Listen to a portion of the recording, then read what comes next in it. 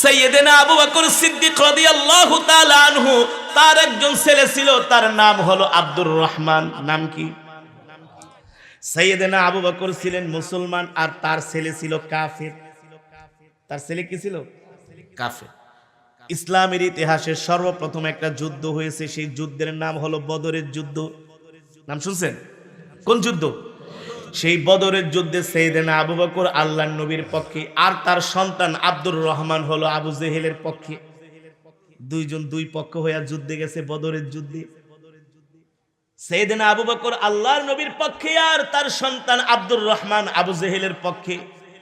বদরের প্রান্তরে যুদ্ধ শুরু হয়ে গেছে। যুদ্ধ সন্তান দেখে আবু বকর সিদ্দিক সন্তানের সামনে দিয়া যাইতেছে। আব্দুর রহমান তরবারিটা খাপ থেকে বের কইরা আবু বকর সিদ্দিকের গলার উপরে একটা আঘাত করলে কিন্তু কল্লা পড়ে যায়। আব্দুর রহমান বলে, আমি একবার দুইবার তিনবার আমি তরবারি বের কইরা বাবার গলার মধ্যে কোপ দিব, আঘাত করব। যখন আমি দেখি বাবা আমার সামনে দিয়ে হেঁটে যায়, আমি আমার মুখের মধ্যে কালো কাপড় পেছানো, বাবা আমাকে চিনতে পারে না, আমি কিন্তু ঠিকই বাবাকে তরবারি বের কইরা বাবার গলার মধ্যে আমি আঘাত করব। তরবারি গলায় আঘাত করতে যাই, আবার আমি ব্যাকে ফিরে আসি, কারণ সে তো আমার বাবা, সে তো আমাকে জন্ম দিছে। কেমন করে আমি বাবার গায়ে তরবারি দিয়ে আঘাত করি? আব্দুর রহমান বলে, একবার দুইবার না তিনবার আমি সুযোগ পাইছিলাম, আমার আয়ত্তের মধ্যে চলে আসছিল। আমি যদি বাবার কল্লাটা ফালায় দিতাম, আবু জেহেল আমাকে বড় একটা পুরস্কার দিত, যে তুই সন্তান হইয়া বাবার কল্লা ফালাইছিস, তার মানে তুই আমাদেরকে অনেক ভালোবাসিস, তুই সবচেয়ে বড় বীর। ঠিক না বলেন?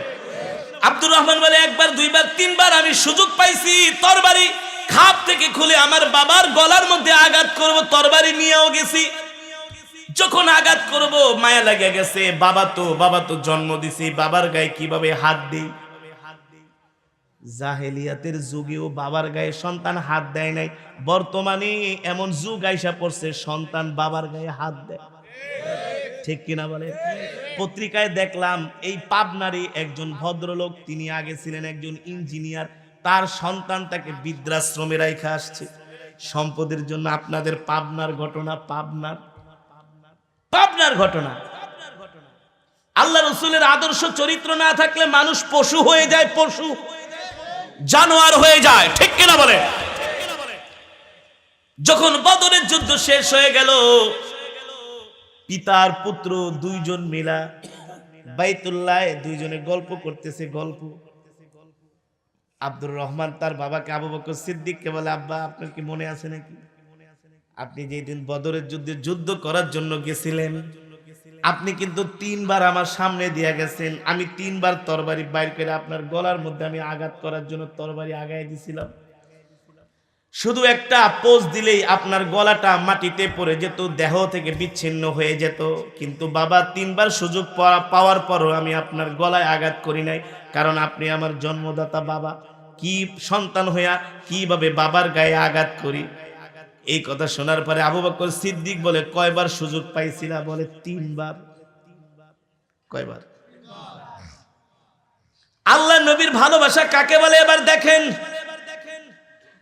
আল্লাহর নবীর প্রতি মোহাব্বত কাকে বলে এবার শোনেন। সাইয়েদেনা আবু বকর বলে, এ সন্তান, তুমি ছিলে আবু জেহেলের পক্ষে আর আমি ছিলাম আল্লাহর নবীর পক্ষে। আল্লাহু আকবার। তুমি হলো আমার নবীর দুশমন, আর তোমার দৃষ্টিতে আমি হলাম আবু জেহেলের দুশমন। আল্লাহর কসম খেয়ে বলি, তুমি তো তিনবার সুযোগ পাইছো, আমার কল্লা ফালাও নাই। আমি যদি একবার সুযোগ পাইতাম, আমি কখনো আবু জেহেলের বন্ধুকে দুনিয়াতে বাঁচায়া রাখতাম না। তুমি আমার সন্তান হও, তাতে কি হয়েছে? তুমি তো আল্লাহর নবীর দুশমন। আমি একবার সুযোগ পাইলেই তোমার কল্লাটা আমি উড়ায় দিতাম। আল্লাহু আকবার। এই হলো নবীর প্রতি ভালোবাসা। ঠিক কিনা বলেন? নবীকে এভাবেই ভালোবাসতে হয়, নিজের জীবনের সব কিছু বিসর্জন দিয়া আল্লাহর নবীর জন্য কোরবানি করতে হয়। একজন সাহাবী আল্লাহর নবীকে অনেক ভালোবাসে। নবীজি ডাক দিছে, তালিয়া সাহাবী, এদিকে আসো, তুমি কি জান্নাতে যেতে চাও? মুসলিম শরীফের হাদিস। সাহাবী বলো, গো আল্লাহর নবী, আমি জান্নাতে যেতে চাই। কি আমল করছো যে আমল দিয়া জান্নাতে যাইবা? সাহাবী বলো, গো আল্লাহর নবী, আমার তেমন কোনো আমল নাই, তবে আমি আপনাকে ভালোবাসি। সুবহানাল্লাহ। আল্লাহ নবী আবার জিজ্ঞেস করলেন, কি আমল করছো যে আমল দিয়ে জান্নাতে যাইবা? সাহাবী বলো, গো আল্লাহর নবী, আমার তেমন কোনো আমল নাই, আমি আপনাকে ভালোবাসি। আল্লাহর নবী বলল, কি আমল করছো যে আমল দিয়া জান্নাতে যাইবা? সাহাবী বলো, গো আল্লাহর নবী, আমার তেমন কোনো আমল নাই, আমি আমার জান মাল ফিদাকা আবি ওয়া উম্মি ইয়া রাসূলুল্লাহ, আমি আমার মা বাবা আত্মীয় স্বজন সব কিছুর চাইতে আপনাকে ভালোবাসি, আপনাকে মহব্বত করি। আল্লাহর নবী ডাক দিয়া বলে, সাহাবী রে, এই যে তুমি আমাকে ভালোবাসো, মহব্বত করো, এই কারণে আল্লাহ তোমাকে জান্নাত দিয়ে দিবে। সাহাবীরা নবীকে এত ভালোবাসতেন, সাহাবীরা নবীজিকে এমন হৃদয় দিয়ে ভালোবাসতেন, আল্লাহর নবীর কোন দুশমনের সাথে কোনদিন সাহাবীরা কথাও বলতেন না। আল্লাহু আকবার। হোক সে বাবা, হোক সে মা, হোক সে ভাই, হোক সে বোন, হোক সে আত্মীয় স্বজন, রাস্তা দিয়া হেঁটে গেলে যদি জানতো এটা আল্লাহর নবীর দুশমন, সাহাবীরা তার দিকে ফিরেও তাকাতেন না, যে আমার নবীর দুশমনের সাথে আমি কথা বলতে পারি না। ঠিক কিনা বলেন? আল্লাহর নবীর একজন স্ত্রী ছিল, তার নাম হল উম্মে হাবিবা রাদিয়াল্লাহু তাআলা আনহা, উম্মাহাতুল মুমিনিন। তার বাবার নাম হল আবু সুফিয়ান। নাম শুনছেন? কে? আবু সুফিয়ানের কন্যা হলেন উম্মে হাবিবা, উম্মাহাতুল মুমিনিন, আল্লাহর নবীর স্ত্রী। আবু সুফিয়ান ছিলেন কাফের, আল্লাহর নবীর দুশমন। আবু সুফিয়ান ছিলেন কাফের, আল্লাহর নবীর দুশমন, কিন্তু আবু সুফিয়ানের কন্যা ছিলেন আল্লাহর নবীর স্ত্রী, সেই হিসাবে আবু সুফিয়ান হয় আল্লাহর নবীর শ্বশুর। ঠিক কিনা বলে? কিন্তু কালেমা পড়ে মুসলমান এখনো হয় নাই। অনেক দিন পর্যন্ত আবু সুফিয়ান তার কন্যা উম্মে হাবিবাকে দেখতে মন চায়, সে তো আর আবু সুফিয়ানের বাড়িতে যায় না, কারণ সে তো আল্লাহর নবীর দুশমন আবু সুফিয়ান। এই কারণে উম্মে হাবিবা রাদিয়াল্লাহু তাআলা আনহা বাপের বাড়িতে যায় না মতি ছাড়া। কিন্তু বাবা তো অনেক দিন কন্যাকে না দেখার বাবায় থাকতে পারে নাই। মেয়ের জন্য অনেক মায়া, মেয়ের জন্য কি সব বাবার এই মেয়েকে ভালোবাসে। মেয়েকে বিয়ে দিলে কোনো বাবা মেয়েকে না দেখা থাকতে পারে না। এক সপ্তাহ, 2 সপ্তাহ, 15 দিন বাপের বাড়িতে মেয়ে না গেলে বাবা নিজেই পালায় পালায় মেয়েকে দেখতে যায়। কি বলেন? একটা বিস্কিট কিনা, একটা গেন্ডারি কিনা, একটা পেঁপে কিনা, একটা ফল কিনা, নিজেই টুকটুক করে লাঠি বর দিয়া দিয়া মেয়েরে দেখতে যায়। বাবা আর মেয়ের যে সম্পর্ক, আল্লাহু আকবার, আল্লাহু আকবার, বাবা মেয়ের যে কি মধুর সম্পর্ক, এটা পৃথিবীর কোন অভিধানে কোন ভাষা দিয়ে বোঝানো যায় না। আবু সুফিয়ান কিন্তু মক্কার প্রতাপশালী মানুষ, কাউকে কেয়ার করে না, সম্পদ, টাকা পয়সা, অর্থ, বিত্ত, ক্ষমতা নাম্বার 1 আবু সুফিয়ান। নেতা টাইপের লোক ছিল। কি টাইপের? নেতা টাইপের লোক।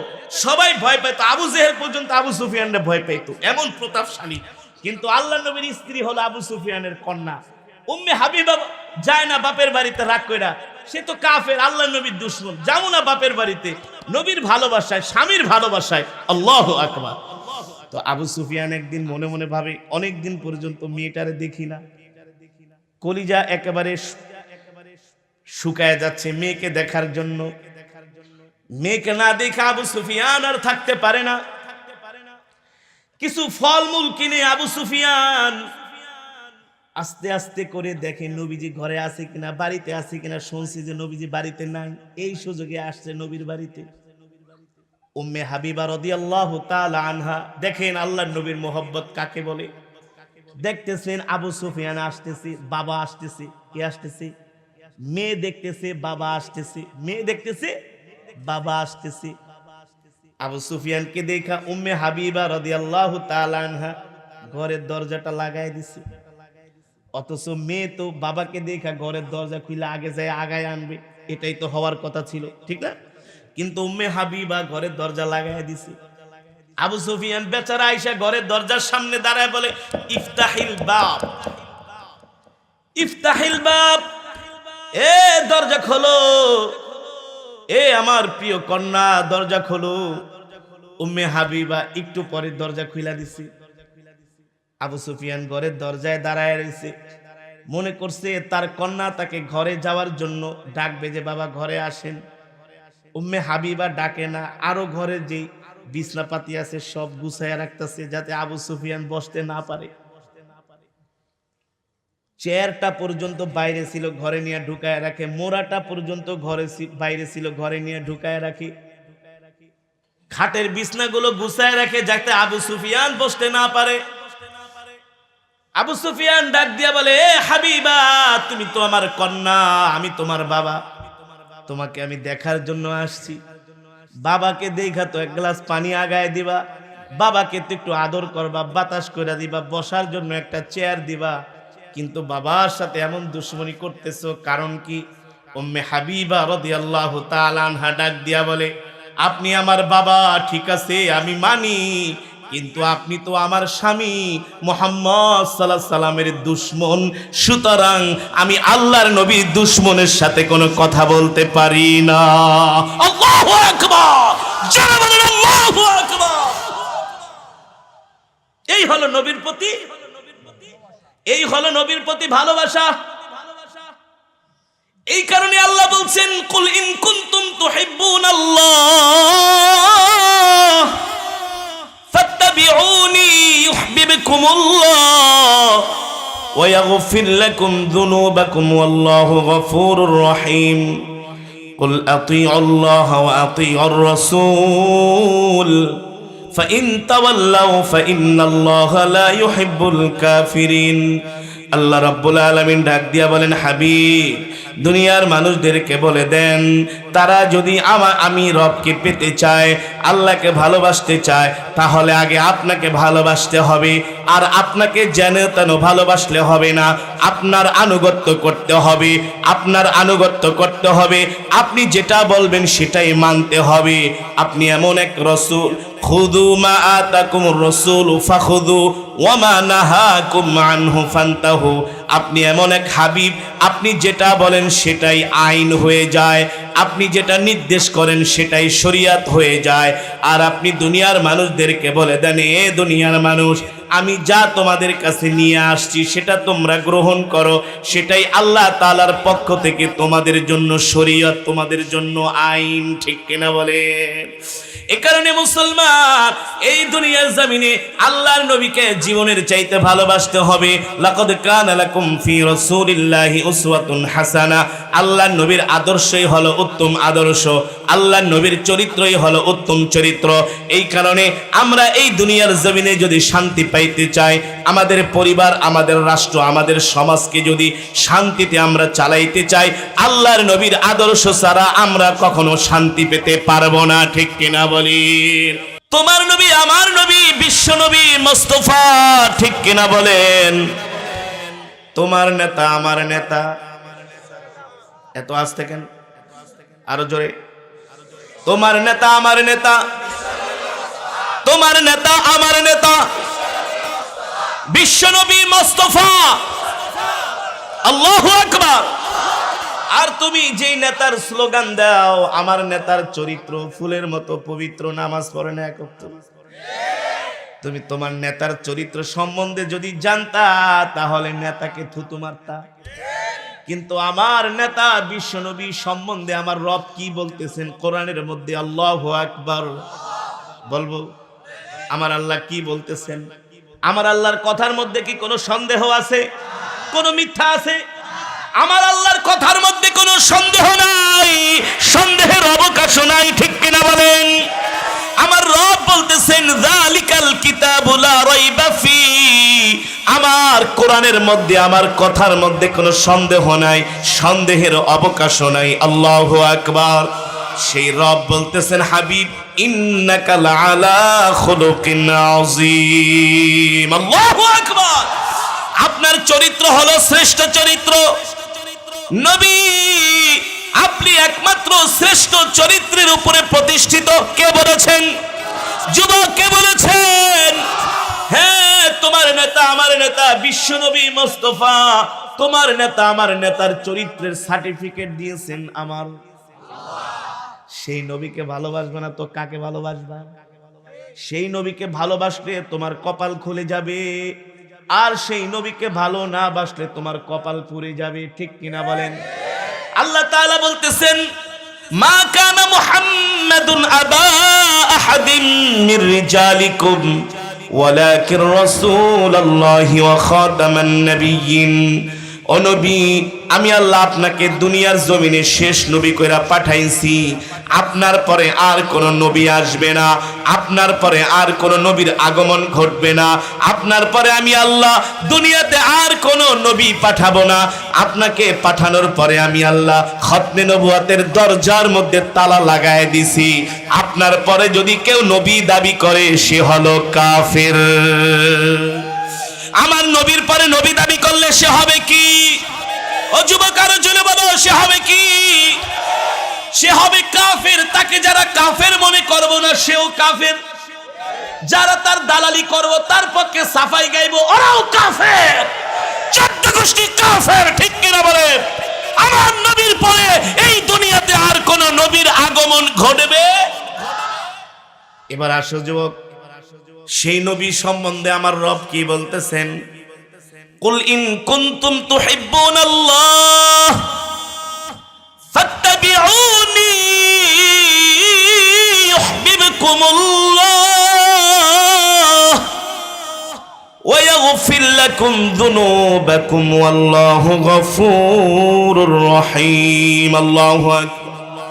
আল্লাহ তাআলা বলতেছেন, হাবিব দুনিয়ার মানুষদেরকে বলে দেন, দুনিয়ার মানুষ যদি আমাকে পেতে চায়, আমার ভালোবাসা পাইতে চায়, আমি রবকে যদি দুনিয়ার মানুষ রাজি খুশি করতে চায়, তাহলে সর্বপ্রথম আপনাকে ভালোবাসতে হবে।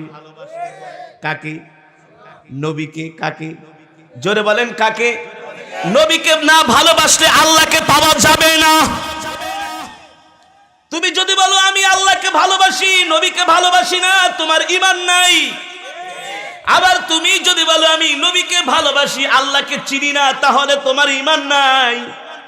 দুইজনের সমন্বয় হতে হবে, ঠিক কিনা বলেন? নবীকে ভালোবাসতে হবে, আল্লাহকে পাইতে হলে আগে নবীকে ধরতে হবে, ঠিক কিনা বলেন? নবীকে ভালোবাসলে তুমি আল্লাহকে পাইবা। আল্লাহু আকবার।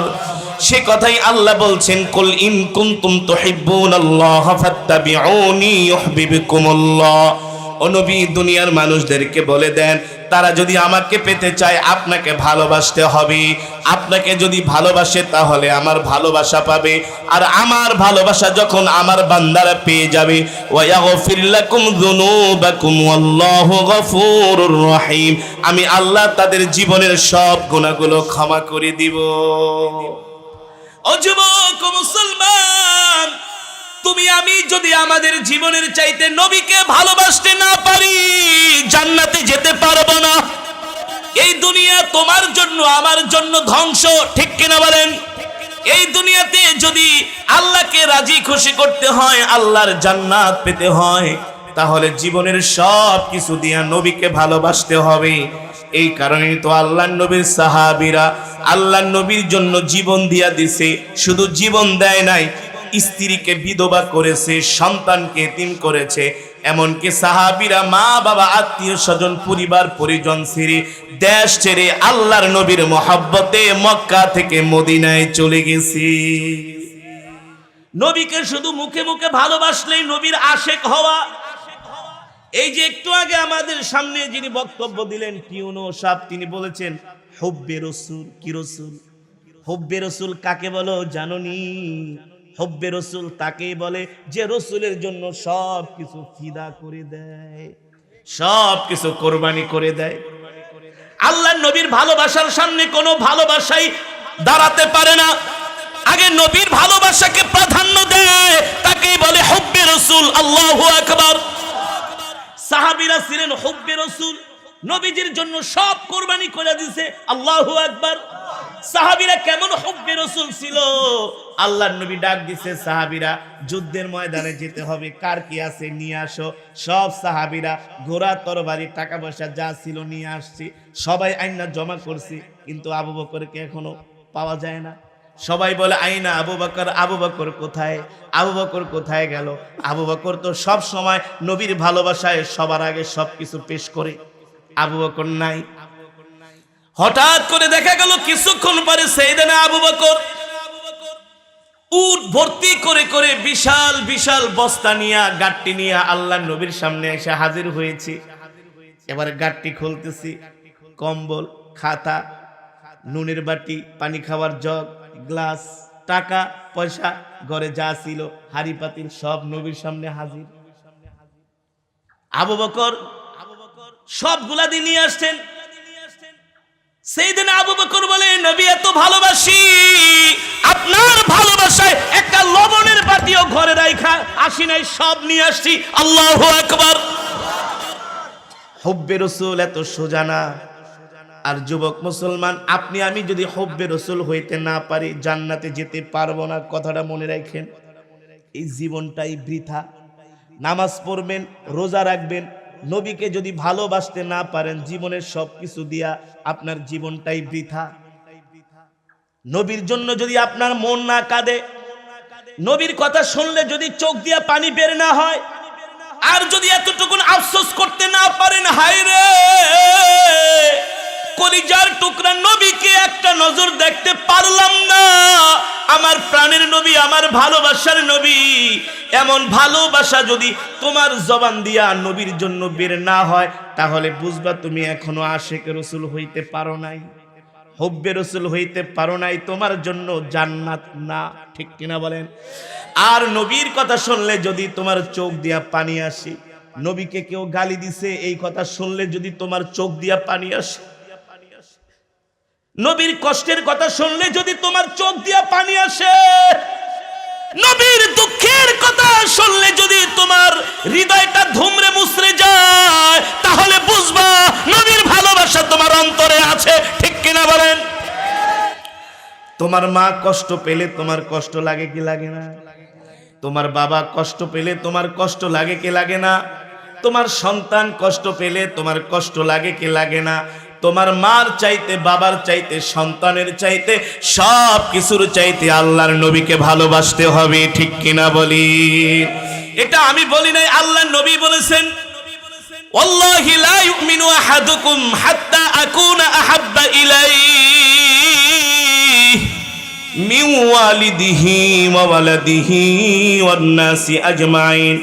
আল্লাহর নবী ডাক দিয়া বলে, উম্মত, ততক্ষণ পর্যন্ত তুমি মুমিন হতে পারবা না যতক্ষণ পর্যন্ত তুমি তোমার জান, মাল, সন্তান, সন্ততি, পরিবার, পরিজন সব কিছুর চাইতে যতক্ষণ পর্যন্ত তুমি নবীকে ভালোবাসতে না পারবা ততক্ষণ পর্যন্ত তুমি মুমিন হতে পারবা না। ঠিক কিনা বলেন? এটা কি আমার কথা? আল্লাহ রাসূলের হাদিস। আমার নবীর এত মর্যাদা, আমার নবীর এত শান। আল্লাহ স্বয়ং ডাক দিয়া বলে, হাবিব, এই দুনিয়া সৃষ্টি করেছেন কে? জোরে বলেন, এই দুনিয়া কে সৃষ্টি করেছেন? আল্লাহর কি কোনো ইবাদত করার দরকার আছে?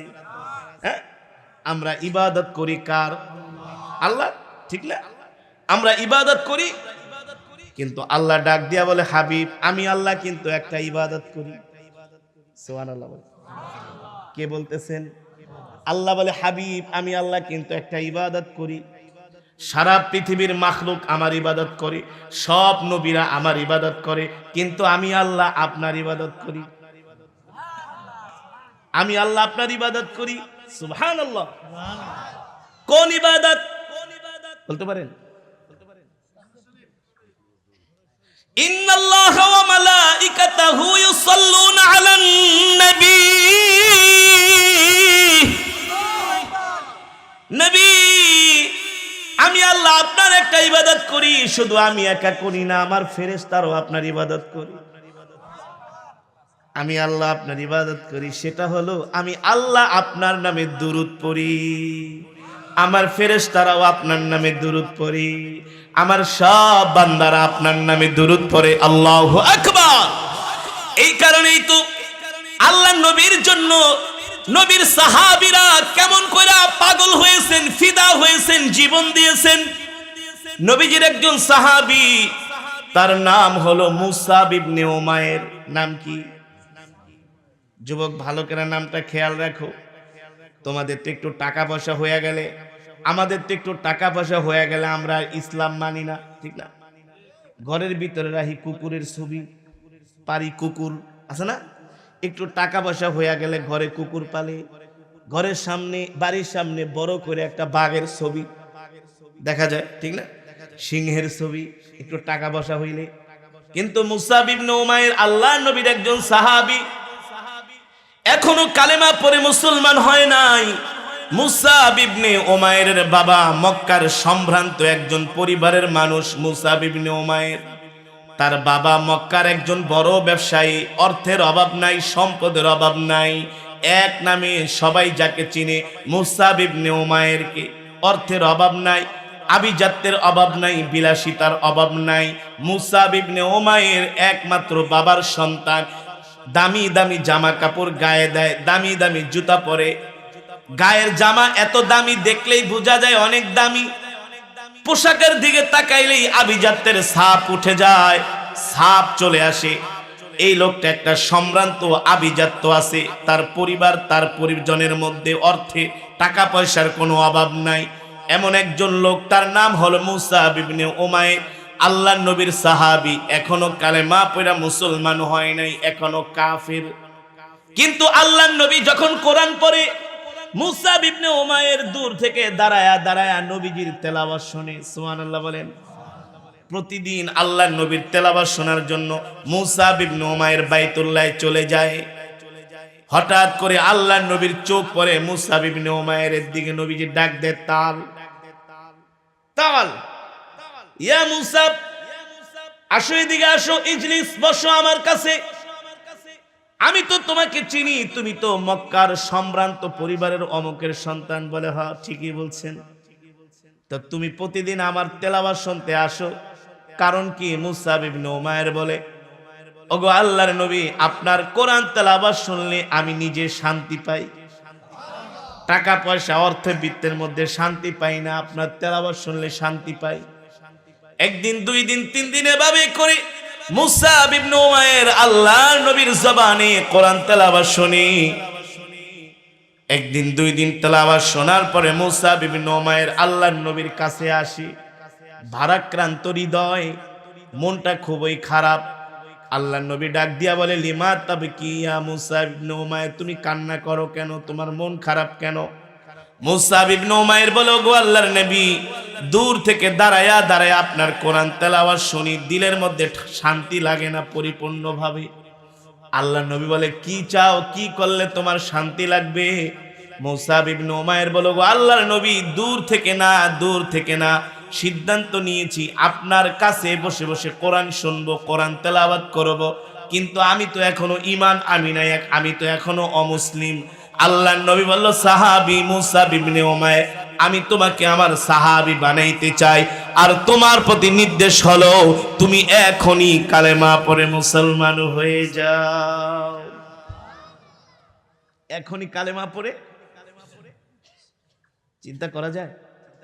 এটা কি সোজা কথা? চারটিখানি কথা? কালেমা পড়ে মুসলমান হওয়া মানে তার পরিবার পরিজন আত্মীয় স্বজন সবকিছু থেকে বিচ্ছিন্ন হয়ে যাওয়া, ঠিক না? গত 3 দিন আগে পাবনার চাটমোহরে একটা হিন্দু যুবক, ওর নাম হলো শ্রী সুজিত কুমার বিপুল। শ্রী সুজিত কুমার, পাবনা চাটমোহরের ছেলেটার বাড়ি। বলে, হুজুর, আমি আপনার অনেক ভক্ত, আমি আপনার কোরআন তেলাওয়াত শুনি, কিন্তু আমি কিন্তু হুজুর হিন্দু, আমি হিন্দু, হিন্দু থেকে আমি কালেমা পড়ে মুসলমান হয়েছি। আল্লাহু আকবার।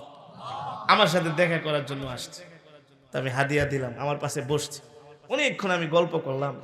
হিন্দু থেকে মুসলমান হওয়া মানে কি জান্নাত? কি হারে গরু খাওয়া মুসলমানের যুবকেরা, মুসলমানের সন্তানেরা, তোদেরকে কোরআনের মজমায় পাওয়া যায় না, কিন্তু হিন্দু যুবক ঠিকই কালেমা পড়ে মুসলমান। শ্রী সৃজিত কুমার বিপুল। পাশে একজন লোক বলে, হুজুর, শুধু মুসলমানই হয় নাই, সে মাঝে মাঝে নামাজও পড়ায়। কি পড়ায়? আমি জিজ্ঞেস করলাম, ভাই তুমি কালেমা পড়া মুসলমান হইলা, কি অবস্থায় আছো?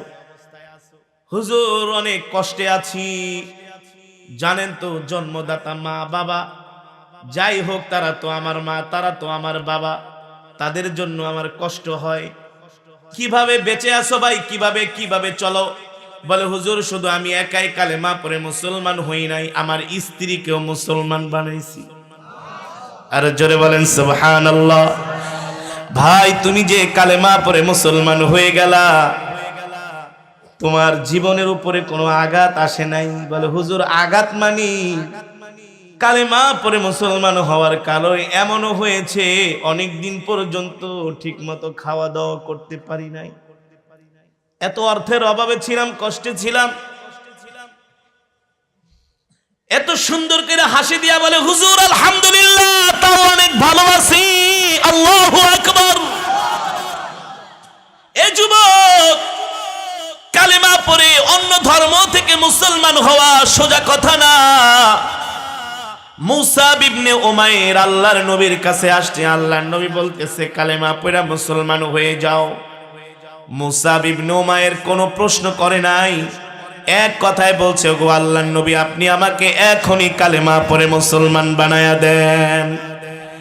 আল্লাহর নবী বলে মুসাব ইবনে উমাইর তুমি যদি কালেমা পড়ে মুসলমান হয়ে যাও, তুমি মনে রেখো তোমার উপরে কাফেররা নির্যাতন অত্যাচার শুরু করে দিবে, তোমার গায়ে এই সুন্দর পোশাক থাকবে না, তোমার শরীরে স্বাস্থ্য ভালো, কিছুদিন পরে সুন্দর স্বাস্থ্য থাকবে না, তোমার উপরে নির্যাতন হবে, জুলুম হবে, অত্যাচার হবে।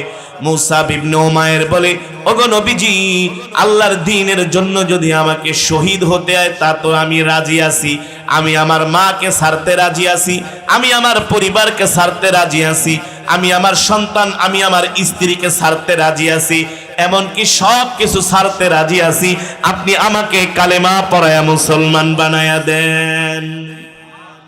আল্লাহর নবী মুসাব ইবনে উমাইরকে কালেমা পড়ে মুসলমান বানায় দিলেন। আল্লাহু আকবার, জোরে বলেন আল্লাহু আকবার।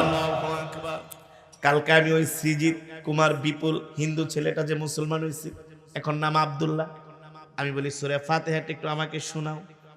অনেক সুন্দর করে সূরা ফাতিহা আমাকে শোনালেন, অনেক সুন্দর করে। আমি বললাম শোনো, তোমার এই সূরা ফাতিহাটা যদি আমি ভিডিওতে ছাইরা দিই ইন্টারনেটে, তোমার কোনো সমস্যা আছে কিনা? হুজুর কি বলেন, কিসের সমস্যা? কালেমা পড়া মুসলমান হইছি, আমি বুক ফুলাইয়া সবাইকে বলি। আরো আস্তে কোন সুবহানাল্লাহ। আপনাকে যে ইমানের পাওয়ার মিয়া, জোরে বলেন সুবহানাল্লাহ, আরো জোরে বলেন সুবহানাল্লাহ, আল্লাহু আকবার। ঠিক আল্লাহর নবী মুসাব ইবনে উমাইরকে একই কথা বলছিলেন, এ মুসাব কালেমা পড়া মুসলমান হইবা, গায়ে কিন্তু দামি পোশাক থাকবে না, শরীরের স্বাস্থ্য থাকবে না, না খেতে খেতে নির্যাতন সহ্য করতে করতে শুকায় যাবা, এই দামি পোশাক জীর্ণ শীর্ণ পোশাক তোমার গায়ে থাকবে না, তোমাকে ঘর থেকে বের করে দেয়া হবে, সম্পদ থেকে বঞ্চিত করা হবে, তোমার মা বাবা তোমার পরিচয় দিবে না। মুসাব ইবনে উমাইর বলে গো আল্লাহর নবী, আল্লাহি রাব্বিল কাবা, তাতেও আমার কোনো দুঃখ নাই, কষ্ট নাই, আপনি আমাকে কালেমা পড়ে মুসলমান বানায়া দেন। মুসাব ইবনে উমাইরকে আল্লাহর নবী কালেমা পড়ে মুসলমান বানায় দিলেন। এবার আল্লাহর নবীর সাহাবী মুসাব ইবনে উমাইর বলে নবীজি আমাকে দোয়া করে দেন, আমি আমার বাড়িতে যাই, আমি যাই আমার মাকে ইসলাম ধর্ম গ্রহণের কথাটা আমি বইলা আসি, আমার বাবাকে বইলা আসি। আল্লাহু আকবার। সাহাবীরা বললেন মুসাব একটু ধৈর্য ধরো, শান্ত হও, আস্তে আস্তে সব প্রকাশ করো। মুসাব ইবনে উমাইর বলে কেন কেন, ওরা যদি ওদের মিথ্যা ধর্মটা বুক ফুলায়া প্রচার করতে পারে, আমি কেন সত্য ধর্ম প্রচার করতে পারবো না? মুসাব ইবনে উমাইর দৌড়ায় বাড়িতে গেছে, যে তার মাকে ডাকছে, তাল ইয়া আবি, তাল ইয়া উম্মি, ইয়া আখি উখতি জাদ্দি, তাল সুরা, তাড়াতাড়ি আসো। কিরে এমন করে কথা বলুস কেন? কেন কথা বলবে না? একটু আগে ছিল কাফের, এখন হয়ে গেছে ঈমানদার। ওয়াইদা তুলিয়াত আলাইহিম আয়াতুহু যাদাতহুম ঈমানা, ঈমান বাইরে গেছে নবীর জবানের তেলাওয়াত শুনা, ঠিক কিনা বলেন?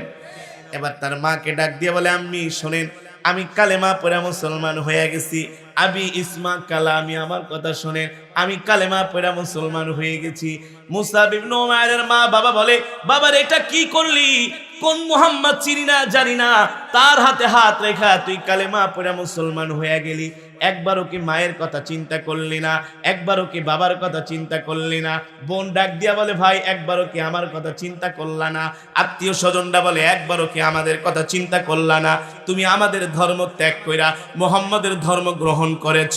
মা ডাক দিয়া বলে বাবারে 10 মাস 10 দিন গর্ভে ধারণ করে লালন করছি, একবারও কি দুঃখী মায়ের কথা মনে করলি না?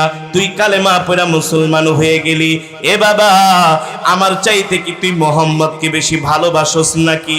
বাবা ডাক দিয়া বলে বাবারে আমার চাইতে কি তুই মুহাম্মদকে ভালোবাসোস নাকি? আমি তোর বাবা, তিনি তোর মা, আমরা তোর জন্য এত কষ্ট করছি, তোকে এত ভালোবাসি, তুমি আমাদের একমাত্র আদরের সন্তান।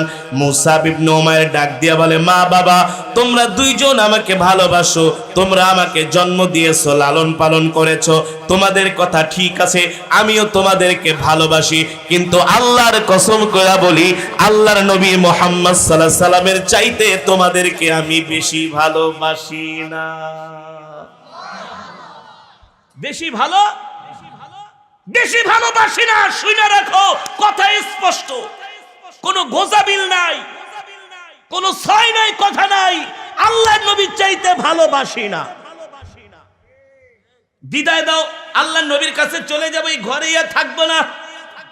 আল্লাহু আকবার। মা বললেন ত্যায্য করে দিব বলে ভয় পাই না। বাবা বললেন সম্পদ থেকে বিচ্ছিন্ন করব বলে ভয় পাই না। বোন ডাক দিয়া বলে ভাই রে ছোটবেলা থেকে একসাথে খেলাধুলা করতাম, কত মজার সময় কাটাইতাম, আজকে তুমি আমাকে ছেড়ে মুহাম্মদের কাছে চলে যাইবা, মায়া লাগে না? মুসাব ইবনে উমাইর বলে বোন রে মায়া লাগে, কিন্তু আল্লাহর নবীর চাইতে বেশি মায়া লাগে না। বাবা ডাক দিয়া বলে কি করবা? বলে মুহাম্মদ সাল্লাল্লাহু আলাইহি সাল্লামের দরবারে চলে যাব, তার কাছে যেয়ে থাকবো, যার জন্য এত কিছু করলাম। সুবহানাল্লাহ।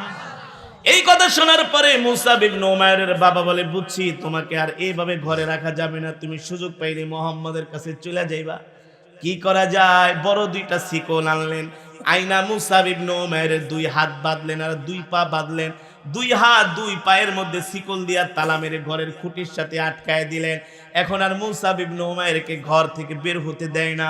এইদিকে আল্লাহর নবী সাহাবীর জন্য পেরেশান, আমার সাহাবী মুসাব আমার কাছে আসে না, 1 দিন 2 দিন 3 দিন না, মাসের পর মাস, মাসের পর মাস, এভাবে বছরের পর বছর মুসাব ইবনে উমাইরকে তার মামা, তার মা, তার বাবা ঘরের মধ্যে শিকল দিয়ে আটকায় রাখছে।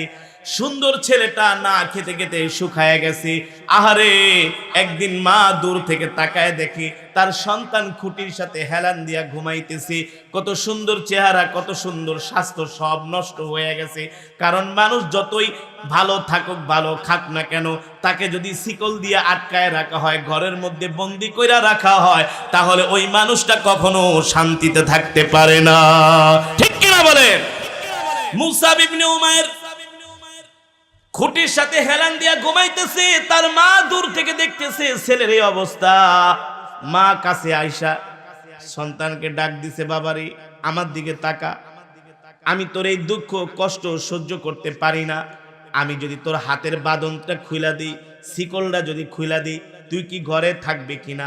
মুসাব ইবনে উমাইর বলে মা আমি তোমার সাথে মিথ্যা কথা বলবো না, তুমি আমার পায়ের মধ্যে, হাতের মধ্যে যে শিকল দিয়ে আমাকে তালা মেরে রেখেছ, তুমি যদি আমার তালা খুইলা দাও, আমি 1 মুহূর্ত দেরি করব না, আমি আল্লাহর নবীর কাছে চলে যাব। মা বলতেছে আমার জন্য কি মায়া লাগে না? বলে মায়া লাগে, কিন্তু নবীর চাইতে মায়া লাগে না। ওই যে রাসূলের হাদিস, আল্লাহি লা ইউমিনু আহাদুকুম হাত্তা আকুনা আহাব্বা ইলাইহি মিন ওয়ালিদিহি ওয়া ওয়ালাদিহি ওয়ান নাসি আজমাইন, তোমরা ততক্ষণ পর্যন্ত মুমিন হতে পারবা না যতক্ষণ পর্যন্ত তোমার মা বাবা, সন্তান সন্ততি, অর্থাৎ সব কিছুর চাইতে আমি নবীকে ভালোবাসতে না পারবা, ততক্ষণ পর্যন্ত তোমরা মুমিন হতে পারবা না। ঠিক কিনা বলি? মুসাব ইবনে উমাইরের মা বলল ঠিক আছে বাবা, বাঁধনটা খুলে দেই, বাঁধনটা খুলে দেই, কিন্তু জন্মদাত্রী মাকে ভুলে যাস না।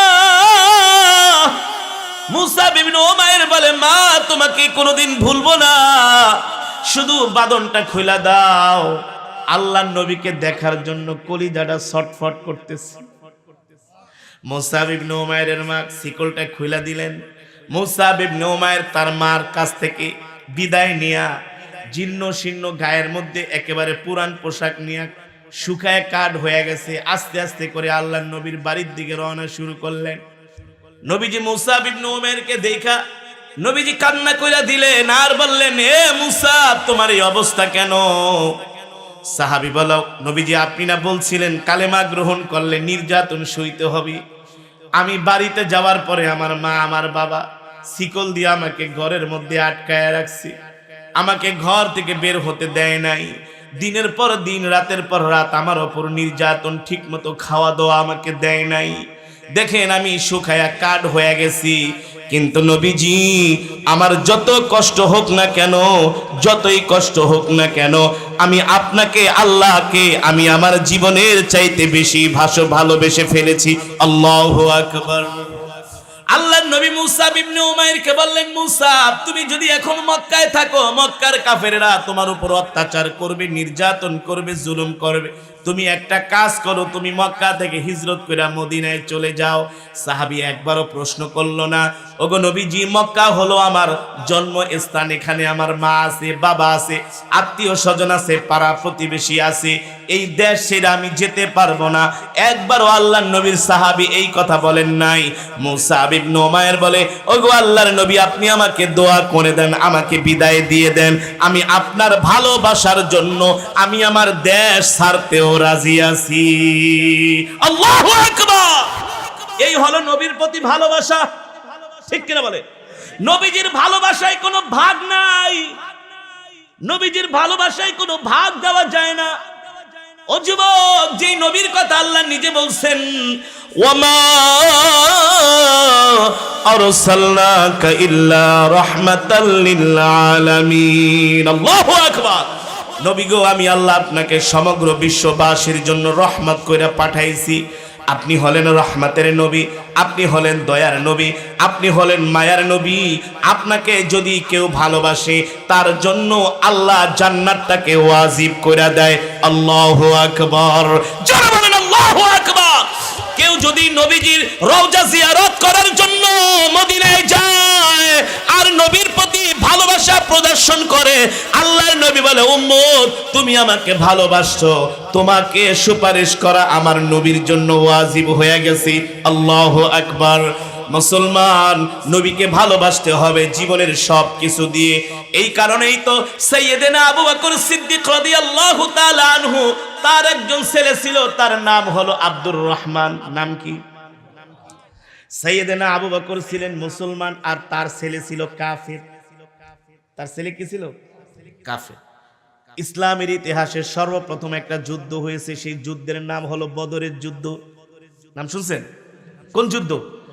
সেই বদরের যুদ্ধে সাইয়েদেনা আবু বকর আল্লাহর নবীর পক্ষে, আর তার সন্তান আব্দুর রহমান হলো আবু জেহেলের পক্ষে।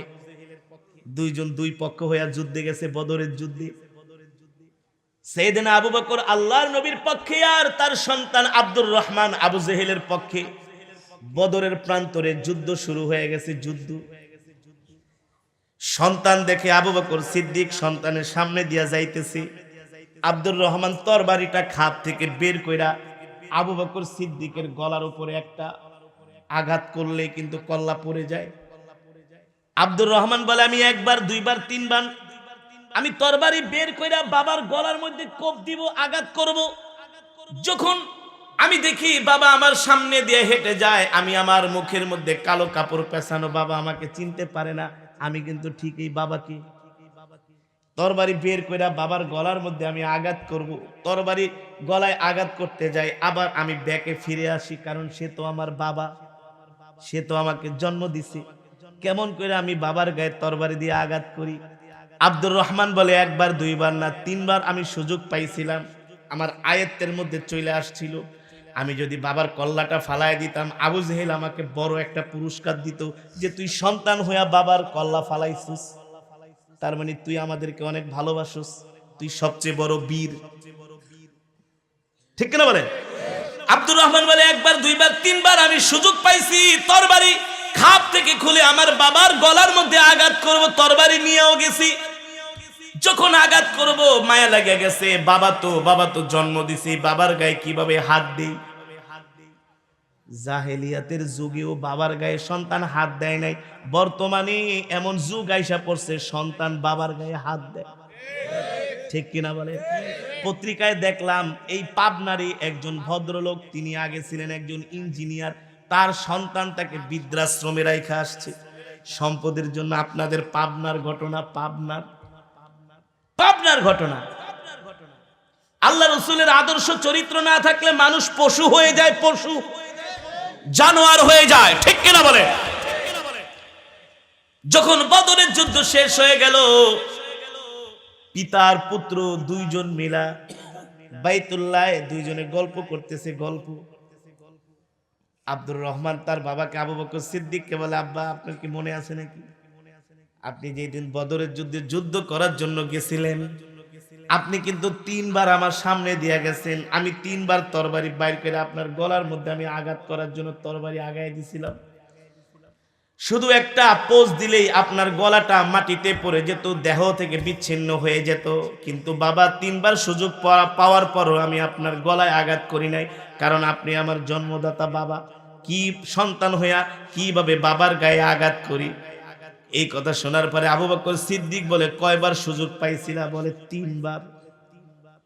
কয়বার? আল্লাহ নবীর ভালোবাসা কাকে বলে এবার দেখেন। আল্লাহর নবীর প্রতি মোহাব্বত কাকে বলে এবার শোনেন। সাইয়েদনা আবু বকর বলে, সন্তান তুমি ছিলে আবু জেহেলের পক্ষে আর আমি ছিলাম আল্লাহর নবীর পক্ষে। আল্লাহু আকবার। তুমি হলো আমার নবীর দুশমন, আর তোমার দৃষ্টিতে আমি হলাম আবু জেহেলের দুশমন। আল্লাহর কসম খেয়ে বলি, তুমি তো 3 বার সুযোগ পাইছো, আমার কল্লা ফালাও নাই। আমি যদি একবার সুযোগ পাইতাম, আমি কখনো আবু জেহেলের বন্ধুকে দুনিয়াতে বাঁচায়া রাখতাম না। তুমি আমার সন্তান হও, তাতে কি হয়েছে? তুমি তো আল্লাহর নবীর দুশমন। আমি একবার সুযোগ পাইলেই তোমার কল্লাটা আমি উড়ায় দিতাম। আল্লাহু আকবার। এই হলো নবীর প্রতি ভালোবাসা। ঠিক কিনা বলেন? নবীকে এভাবেই ভালোবাসতে হয়, নিজের জীবনের সব কিছু বিসর্জন দিয়া আল্লাহর নবীর জন্য কোরবানি করতে হয়। একজন সাহাবী আল্লাহর নবীকে অনেক ভালোবাসে। নবীজি ডাক দিছে, তালিয়া সাহাবী এদিকে আসো, তুমি কি জান্নাতে যেতে চাও? মুসলিম শরীফের হাদিস। সাহাবী বলো, গো আল্লাহর নবী, আমি জান্নাতে যেতে চাই। কি আমল করছো যে আমল দিয়া জান্নাতে যাইবা? সাহাবী বলো, গো আল্লাহর নবী, আমার তেমন কোনো আমল নাই, তবে আমি আপনাকে ভালোবাসি। সুবহানাল্লাহ। আল্লাহ নবী আবার জিজ্ঞেস করলেন, কি আমল করছো যে আমল দিয়া জান্নাতে যাইবা? সাহাবী বলো, গো আল্লাহর নবী, আমার তেমন কোনো আমল নাই, আমি আপনাকে ভালোবাসি। আল্লাহর নবী বলল, কি আমল করছো যে আমল দিয়া জান্নাতে যাইবা? সাহাবী বলো, গো আল্লাহর নবী, আমার তেমন কোনো আমল নাই, আমি আমার জান মাল ফিদাকা আবি ওয়া উম্মি ইয়া রাসূলুল্লাহ, আমি আমার মা বাবা আত্মীয় স্বজন সব কিছুর চাইতে আপনাকে ভালোবাসি, আপনাকে মহব্বত করি। আল্লাহর নবী ডাক দিয়া বলে, সাহাবী রে, এই যে তুমি আমাকে ভালোবাসো, মহব্বত করো, এই কারণে আল্লাহ তোমাকে জান্নাত দিয়ে দিবে। সাহাবীরা নবীকে এত ভালোবাসতেন, সাহাবীরা নবীজিকে এমন হৃদয় দিয়ে ভালোবাসতেন, আল্লাহর নবীর কোন দুশমনের সাথে কোনদিন সাহাবীরা কথাও বলতেন না। আল্লাহু আকবার। হোক সে বাবা, হোক সে মা, হোক সে ভাই, হোক সে বোন, হোক সে আত্মীয় স্বজন, রাস্তা দিয়া হেঁটে গেলে যদি জানতো এটা আল্লাহর নবীর দুশমন, সাহাবীরা তার দিকে ফিরেও তাকাতেন না, যে আমার নবীর দুশমনের সাথে আমি কথা বলতে পারি না। ঠিক কিনা বলেন? আল্লাহর নবীর একজন স্ত্রী ছিল, তার নাম হল উম্মে হাবিবা রাদিয়াল্লাহু তাআলা আনহা, উম্মাহাতুল মুমিনিন। তার বাবার নাম হল আবু সুফিয়ান। নাম শুনছেন? কে? আবু সুফিয়ানের কন্যা হলেন উম্মে হাবিবা, উম্মাহাতুল মুমিনিন, আল্লাহর নবীর স্ত্রী। আবু সুফিয়ান ছিলেন কাফের, আল্লাহর নবীর দুশমন। আবু সুফিয়ান ছিলেন কাফের, আল্লাহর নবীর দুশমন। কিন্তু আবু সুফিয়ানের কন্যা ছিলেন আল্লাহর নবীর স্ত্রী, সেই হিসাবে আবু সুফিয়ান হয় আল্লাহর নবীর শ্বশুর। ঠিক কিনা বলে? কিন্তু কালেমা পড়ে মুসলমান এখনো হয় নাই। অনেক দিন পর্যন্ত আবু সুফিয়ান তার কন্যা উম্মে হাবিবাকে দেখতে মন চায়, সে তো আর আবু সুফিয়ানের বাড়িতে যায় না, কারণ সে তো আল্লাহর নবীর দুশমন আবু সুফিয়ান। এই কারণে উম্মে হাবিবা রাদিয়াল্লাহু তাআলা আনহা বাপের বাড়িতে যায় না মতি ছাড়া। কিন্তু বাবা তো অনেকদিন কন্যাকে না দেখার বাবায় থাকতে পারে নাই। মেয়ের জন্য অনেক মায়া, মেয়ের জন্য কি সব বাবার এই মেয়েকে ভালোবাসে। মেয়েকে বিয়ে দিলে কোনো বাবা মেয়েকে না দেখা থাকতে পারে না। 1 সপ্তাহ 2 সপ্তাহ 15 দিন বাপের বাড়িতে মেয়ে না গেলে বাবা নিজেই পালায় পালায় মেয়েকে দেখতে যায়। কি বলেন? একটা বিস্কিট কিনা, একটা গেন্ডারি কিনা, একটা পেঁপে কিনা, একটা ফল কিনা, নিজেই টুকটুক করে লাঠি বর দিয়া দিয়া মেয়েরে দেখতে যায়। বাবা আর মেয়ের যে সম্পর্ক, আল্লাহু আকবার, আল্লাহু আকবার। বাবা মেয়ের যে কি মধুর সম্পর্ক, এটা পৃথিবীর কোন অভিধানে কোন ভাষা দিয়ে বোঝানো যায় না। আবু সুফিয়ান কিন্তু মক্কার প্রতাপশালী মানুষ, কাউকে কেয়ার করে না। সম্পদ, টাকা পয়সা, অর্থ, বিত্ত, ক্ষমতা নাম্বার 1 আবু সুফিয়ান। নেতা টাইপের লোক ছিল। কি টাইপের? নেতা টাইপের লোক। সবাই ভয় পেত, আবু জেহেল পর্যন্ত আবু সুফিয়ানরে ভয় পেত, এমন প্রতাপশালী। কিন্তু আল্লাহ নবীর স্ত্রী হলো আবু সুফিয়ানের কন্যা উম্মে হাবিবা। যায় না বাপের বাড়িতে রাগ কইরা, সে তো কাফের, আল্লাহ নবীর দুশমন। যাও না বাপের বাড়িতে, নবীর ভালোবাসায়, স্বামীর ভালোবাসায়। আল্লাহু আকবার। তো আবু সুফিয়ান একদিন মনে মনে ভাবে, অনেকদিন পর্যন্ত মেয়েটারে দেখি না, কলিজা একেবারে শুকায় যাচ্ছে মেয়েকে দেখার জন্য। মেয়েকে না দেখে আবু সুফিয়ান আর থাকতে পারে না।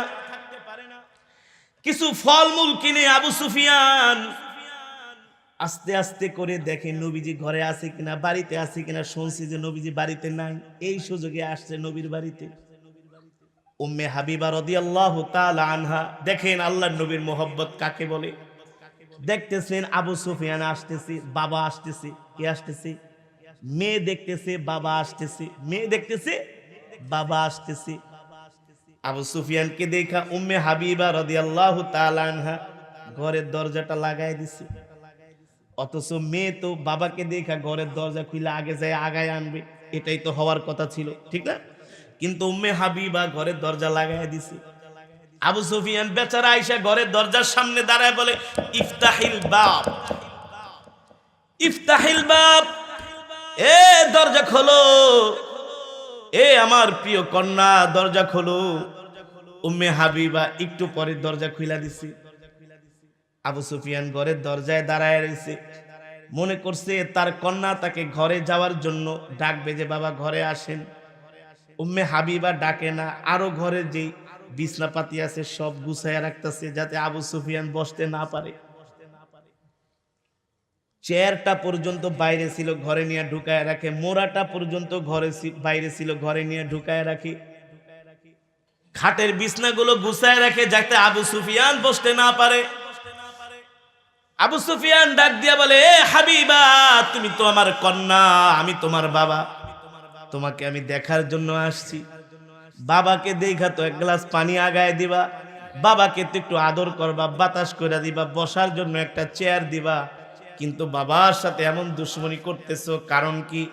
উম্মে হাবিবা রাদিয়াল্লাহু তাআলা আনহা ডাক দিয়া বলে, আপনি আমার বাবা ঠিক আছে, আমি মানি, কিন্তু আপনি তো আমার স্বামী মুহাম্মদ সাল্লাল্লাহু আলাইহি সাল্লামের দুশমন। সুতরাং আমি আল্লাহর নবীর দুশমনের সাথে কোনো কথা বলতে পারি না। আল্লাহু আকবার, যারা বলেন আল্লাহু আকবার। এই হলো নবীর প্রতি, এই হলো নবীর প্রতি ভালোবাসা। এই কারণে আল্লাহ বলছেন, কুল ইন কুনতুম তুহিব্বুনাল্লাহ ফাত্তাবিউনি ইউহিব্বুকুমুল্লাহ ওয়া ইয়াগফির লাকুম যুনুবাকুম ওয়াল্লাহু গফুরুর রহিম। কুল আতিউল্লাহ ওয়া আতিউর রাসূল ফাইন তাওয়াল্লাউ ফাইন্নাল্লাহা লা ইউহিব্বুল কাফিরিন। আল্লাহ রাব্বুল আলামিন ডাক দিয়া বলেন, হাবিব, দুনিয়ার মানুষদেরকে বলে দেন, তারা যদি আমি রবকে পেতে চায়, আল্লাহকে ভালোবাসতে চায়, তাহলে আগে আপনাকে ভালোবাসতে হবে। আর আপনাকে যেন তেন ভালোবাসলে হবে না, আপনার আনুগত্য করতে হবে, আপনার আনুগত্য করতে হবে। আপনি যেটা বলবেন সেটাই মানতে হবে। আপনি এমন এক রাসূল, খুযু মা আতাকুমুর রাসূলু ফাখুযু ওয়া মা নাহাকুম আনহু ফান্তাহু। আপনি এমন এক হাবিব, আপনি যেটা বলেন সেটাই আইন হয়ে যায়, আপনি যেটা নির্দেশ করেন সেটাই শরীয়ত হয়ে যায়। আর আপনি দুনিয়ার মানুষদেরকে বলে দেন, এ দুনিয়ার মানুষ, আমি যা তোমাদের কাছে নিয়ে আসছি সেটা তোমরা গ্রহণ করো, সেটাই আল্লাহ তাআলার পক্ষ থেকে তোমাদের জন্য শরীয়ত, তোমাদের জন্য আইন। ঠিক কিনা বলেন? এ কারণে মুসলমান, এই দুনিয়ার জমিনে আল্লাহর নবীকে জীবনের চাইতে ভালোবাসতে হবে। লাকাদ কানা লাকুম ফি রাসূলিল্লাহি উসওয়াতুন হাসানা। আল্লাহর নবীর আদর্শই হলো উত্তম আদর্শ, আল্লাহর নবীর চরিত্রই হলো উত্তম চরিত্র। এই কারণে আমরা এই দুনিয়ার জমিনে যদি শান্তি পাইতে চাই, আমাদের পরিবার, আমাদের রাষ্ট্র, আমাদের সমাজকে যদি শান্তিতে আমরা চালাইতে চাই, আল্লাহর নবীর আদর্শ ছাড়া আমরা কখনো শান্তি পেতে পারবো না। ঠিক কিনা বলেন? আর এই দুনিয়ার জমিনে একমাত্র শান্তির কথা বলনেওয়ালা হলো উলামায়ে কেরাম। কারা? ইন্নাল উলামা ওয়ারাসাতুল আম্বিয়া। উলামায়ে কেরাম হলো নবীর ওয়ারিস। কার ওয়ারিস? উলামায়ে কেরাম হলো নবীর ওয়ারিস। আর নবীর ওয়ারিসকে যারা কষ্ট দেয়, আল্লাহর নবী বলে তারা আমাকে কষ্ট দেয়। যারা আলেমদেরকে কষ্ট দেয়, আল্লাহর নবী বলে তারা আমাকে কষ্ট দেয়। কথা বলেন, কথা বলেন। উলামায়ে কেরাম হলো নবীর ওয়ারিস। আলেমদেরকে জেলখানার মধ্যে ঢুকানো হলো আল্লাহর নবীকে কষ্ট দেওয়া। কথা বলেন, কথা বলেন। আল্লাহর নবীকে কষ্ট দেওয়া। আলেমরা যদি জমিনের মধ্যে কোরআনের কথা, হক কথা না বলে, তাহলে আপনারা বেঈমান হয়ে যাবেন, গোমরা হয়ে যাবেন, নাফরমান হয়ে যাবেন, আপনাদের চরিত্র নষ্ট হয়ে যাবে। ঠিক কিনা বলেন? কথা ঠিক আছে? আলেমরা যদি কোরআনের কথা না বলে, দ্বীনের কথা না বলে, আপনারা গোমরা হয়ে যাবেন, বেঈমান হয়ে যাবেন, নাফরমান হয়ে যাবেন। আলেমরা হলো আপনাদের রাহবার। আলেমরা হলো কি? এই দ্বীনের কথা বলতে যায় আল্লাহর নবীকে আবু জেহেলরা কষ্ট দিয়েছিল, দেয় নাই? কিন্তু আল্লাহর নবী কি দ্বীনের কথা বলা বন্ধ করে দিয়েছে? বন্ধ করে দেয় নাই। কোরআনের কথা, দ্বীনের কথা কিয়ামত পর্যন্ত চলবে। ঠিক কিনা বলেন? আর আমরা যদি জান্নাতি হতে চাই, জীবনের চাইতে, সবকিছুর চাইতে আল্লাহর নবীকে ভালোবাসতে হবে। মান আহাব্বা সুন্নতি ফাকাদ আহাব্বানি ওয়া মান আহাব্বানি কানা মাই ফিল জান্নাহ। আর আল্লাহর নবীকে ভালোবাসতে হবে আল্লাহর নবীর সুন্নতের মাধ্যমে। মুখে মুখে ভালোবাসলে হবে? এই সুন্নতের কথাগুলো কারা বলে? উলামায়ে কেরাম বলে। এই সুন্নতের কথা কারা বলে? উলামায়ে কেরাম বলে। ঠিক কিনা বলেন? আজকে দেখলাম জেলখানার মধ্যে, কোর্টের মধ্যে একজন আলেম, তারা তো মানুষকে দ্বীনের কথাই বলতে, ঠিক না? আজকে তাদের হাতে হাত করা, পায়ে ছাগলের রশি, গরুর রশি। তারপরে একজন আলেম আল্লাহ ছাড়া কাউকে ভয় পায় না, কোর্টের মধ্যে দেখলাম আল্লাহু আকবারের ধ্বনি দিতেছে। আল্লামা মামুনুল হক, যে পারে সে সব জায়গায় পারে, যে পারে সে সব জায়গায় পারে। ঠিক কিনা বলেন? আল্লাহু আকবারের ধ্বনি দিচ্ছেন। আল্লাহু আকবার, আল্লাহু আকবার, আল্লাহু আকবার হলো ইমানদারের স্লোগান, মুমিনের স্লোগান, নবীর ওয়ারিসের স্লোগান। ঠিক না? এই স্লোগান দিলে ঈমান মজবুত হয়। কি মজবুত হয়? ঈমান মজবুত হয়। আল্লাহু আকবার। এই স্লোগান দিয়েই তো গৌর গোবিন্দ, গৌর গোবিন্দর যে রাজপ্রাসাদ ছিল শাহজালাল মুজাদ্দিদ ইয়ামানি রহমতুল্লাহি আলাইহি, একবার শুধু আল্লাহু আকবারের ধ্বনি দিয়েছেন, গৌর গোবিন্দর রাজপ্রাসাদ মাটির সাথে মিশে গেছে। ঠিক না ভাইরা আমার? মিশে গেছে কি গেছে না? হ্যাঁ। আল্লামা মামুনুল হক সাহেব সহ যত আলেম কারাবন্দী আছে তাদেরকে মুক্তি করে দেন, তাদেরকে মুক্ত করে দেন, খোলা আকাশের নিচে ঘুরতে দেন, মুক্ত আকাশের নিচে তাদেরকে চলতে দেন। ঠিক কিনা বলেন? আমাদের দেশটা ফুলে ফলে ভরে যাবে, ফুলে ফলে ভরে যাবে। আজকে আলেমরা কোর্টের মধ্যে এভাবে হাত করা নিয়ে তারা কোর্টে উঠবে, তাদের কোমরের মধ্যে রশি দিয়া বাঁধা থাকবে, এটা আমরা সহ্য করতে পারি না। কোন মুসলমানই পারে না যদি ঈমান থেকে থাকে। ঠিক কিনা বলেন? ঠিক না? তাদেরকে মুক্ত করে দেন, তারাও আসুক, ময়দানে এসে কোরআনের কথা বলুক, দ্বীনের কথা বলুক, ইসলামের কথা বলুক। তারা হলো দ্বীনের অতন্দ্র প্রহরী, ওরাসাতুল আম্বিয়া, নবীর ওয়ারিস। দেখেন না কি সাহস, হাত করা অবস্থায় আল্লাহু আকবারের ধ্বনি দিতেছে। এখনো বোঝেন না যে তাদের ঈমানের পাওয়ার কত।